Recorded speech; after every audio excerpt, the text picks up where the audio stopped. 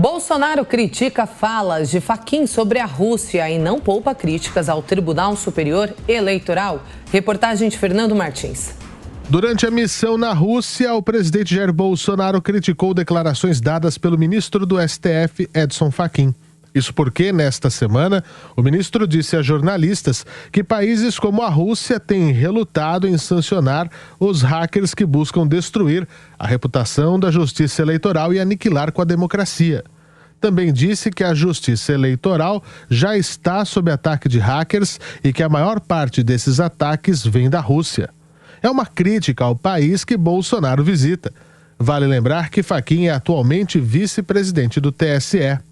Nesta quarta-feira, Bolsonaro, em entrevista exclusiva ao programa Os Pingos nos Is, disse que a fala de Fachin foi lamentável e cria uma espécie de constrangimento. É triste e é constrangedor para mim receber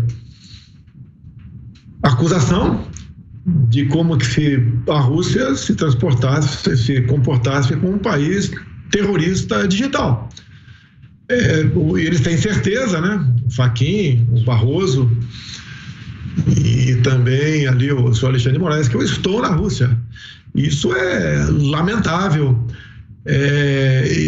esse tipo de declaração. Confesso, se não visse as imagens, fosse uma matéria escrita apenas, eu ia falar que era um fake news.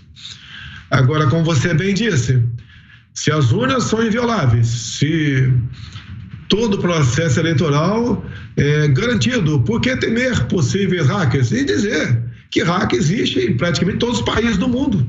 Até em Cuba tem hackers. A inteligência cubana trabalha em cima disso, Venezuela também tem.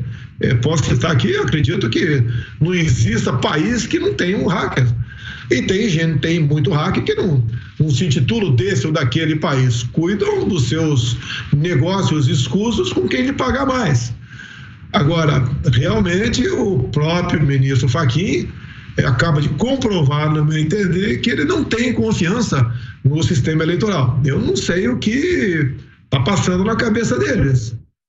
Na entrevista, o presidente Jair Bolsonaro ainda alfinetou 3 ministros que fazem parte da cúpula do TSE: Luiz Roberto Barroso, Edson Fachin e Alexandre de Moraes. Segundo Bolsonaro, eles estão atuando de alguma maneira, de forma conjunta, para torná-lo inelegível nas eleições deste ano. Então, são pessoas que se comportam como adolescentes. Tem um objetivo, tá? Dizer ao senhor Fachin que eu não fui. Dependesse de mim, né? Eu jamais faria o que ele fez, dando início aí à anulação dos julgamentos do senhor ex-presidente Luiz Inácio Lula da Silva, que poderia falar muito aqui dos desmandos que ele fez ao longo de 14 anos no Brasil. Agora, o que fica da ação desses 3 ministros do Supremo que estão dentro do TSE, lamentavelmente, que parece que eles têm um interesse, né? Primeiro é buscar uma maneira de me tornar inelegível, na base da canetada. E a outra é eleger o seu candidato, que é o Lula. O presidente também disse ter sido ignorado 2 vezes pelo ministro Alexandre de Moraes durante a reunião que tiveram semana passada. E apenas o ministro Fachin falou naquele momento, eu me dirigi a palavra 2 vezes ao ministro Alexandre, ele não respondeu, e quando saíram dali, eles foram ao Senado o presidente Rodrigo Pacheco, e ali decidiram, inclusive, que a CPI das fake news, que está à frente da mesma o senador Ângelo Coronel, deveria voltar a funcionar. E agora a gente vai repercutir todo este assunto com o nosso grupo de comentaristas num giro. Começo com o Ricardo Salles. Salles, e essas falas de Fachin sobre a Rússia, hein? Pois há um princípio básico que o juiz fala nos autos. No Brasil, infelizmente, esse princípio tem sido desrespeitado reiteradamente.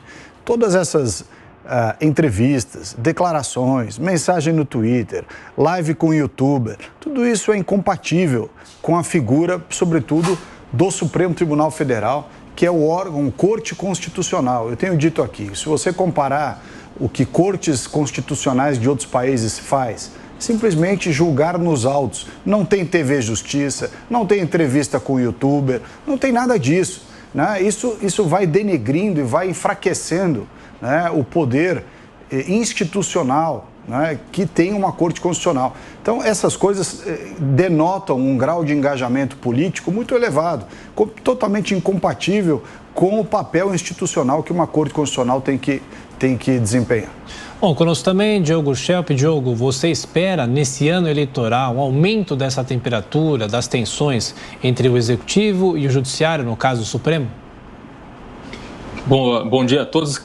Com certeza, Thiago, isso já está acontecendo quando a gente vê essas declarações e a gente tem, além da declaração de Fachin, tivemos aí declarações recentes, por exemplo, do ministro Barroso, falando sobre a postura de Bolsonaro em relação ao processo eleitoral. Nós já vemos essa tensão se elevando. Inclusive, Bolsonaro fez comentários aí bastante duros aos 3 ministros, a Fachin, a Barroso e a Moraes. Agora, eu acho que essa declaração de Fachin foi realmente infeliz nesse momento, porque ela dá munição ao presidente Jair Bolsonaro, mais uma vez, colocar em xeque a credibilidade do sistema de votação brasileiro. E foi infeliz também pelo momento, porque o presidente Bolsonaro estava na Rússia quando ele falou desses supostos ataques hackers da Rússia contra o sistema, contra o TSE. Porém, a gente precisa observar também que, se for verdade que a Rússia ou hackers da Rússia estão por trás de ataques ao TSE, a postura correta que se espera do presidente na volta dele ao Brasil é que oriente, né, as autoridades investigativas a tentar entender o que está acontecendo aí atrás. Então, isso pode envolver a ABIN, por exemplo, pode envolver a Polícia Federal. Responsabilidade do presidente pedir que essa acusação seja investigada a fundo, porque se isso estiver acontecendo é realmente muito grave. Sua avaliação, Cristina Grêmio?